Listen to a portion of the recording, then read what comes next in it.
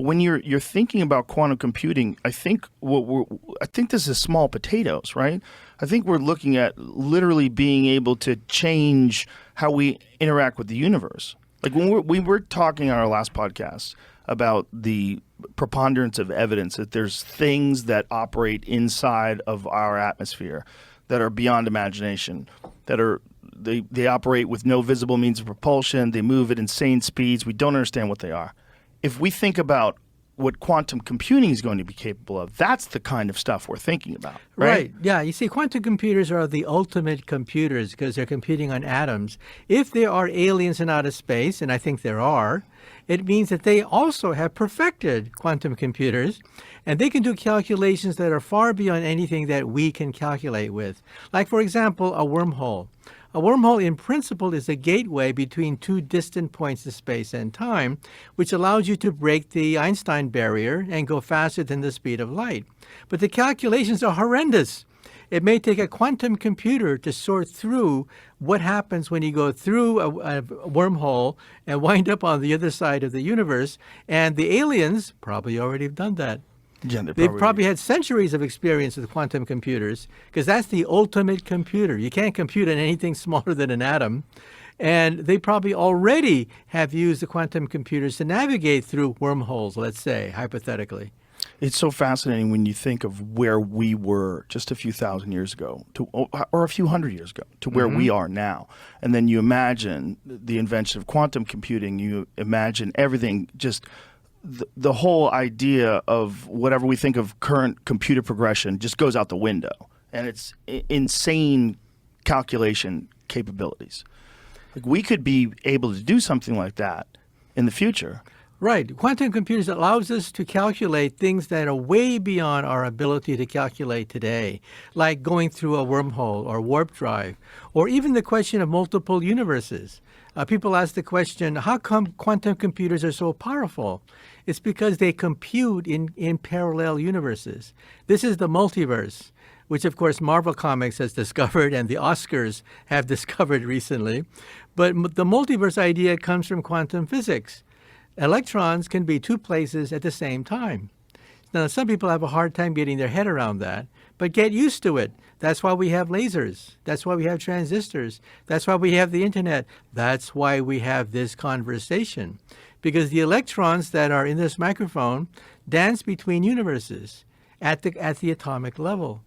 And so we have to get used to the idea that quantum computers introduces a whole new way of looking at reality. Now, reality is not a Marvel comic, but the idea of the multiverse comes from quantum physics. And that is electrons can be multiple places at the same time. Do you think this understanding of this and this race towards quantum computing and that kind of, and whatever is after that, do you think that is a natural course of the universe?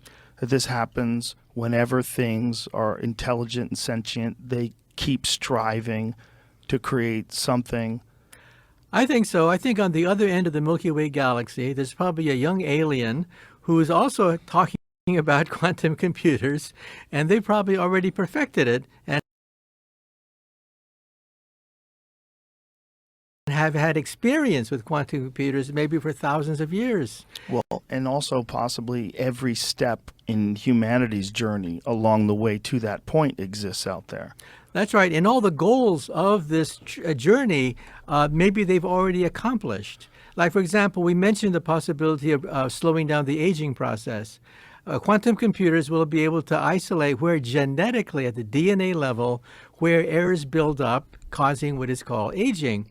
In which case, maybe immortality is something that the aliens have already cooked up, in which case we have to deal with a whole new concept of biology and medicine, because they probably already have had thousands of years' experience with quantum computers. They manipulate molecules probably as part of their life. And every step along the way probably exists too. So that might be, if you wanted to have a logical reason to why aliens visit us, if they do, if they really are aliens, that would be the answer. Like there's probably a shepherding. There's probably a natural course that happens with intelligent life where it develops this power while it's still a territorial tribal animal.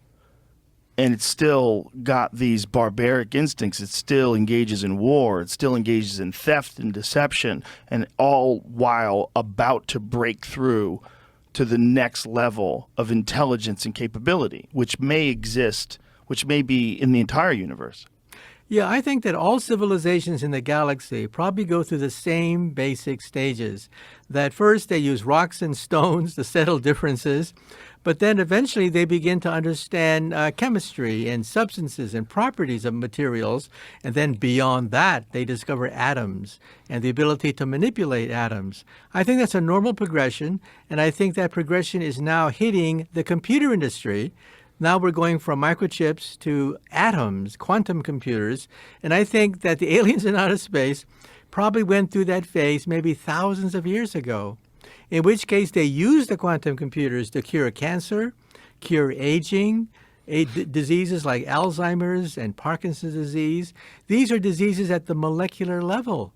And they've been able to probably use what is called CRISPR technology to cut up DNA, to cut up proteins in order to cure many of these diseases, in which case they may be immortal. There's a famous quote from, I think it was Einstein, where he said, "I don't know what World War III will be fought with, what World War IV will be fought with sticks and stones."